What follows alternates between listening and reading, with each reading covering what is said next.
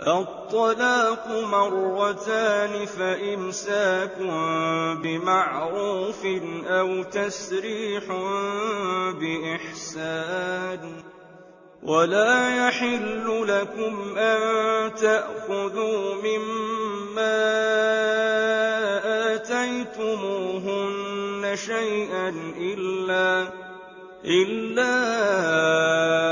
أن يخافا ألا يقيما حدود الله، فإن خفتم ألا يقيما حدود الله فلا جناح عليهما فيما افتدت به، تلك حدود الله فلا تعتدوها، ومن يتعد حدود الله فأولئك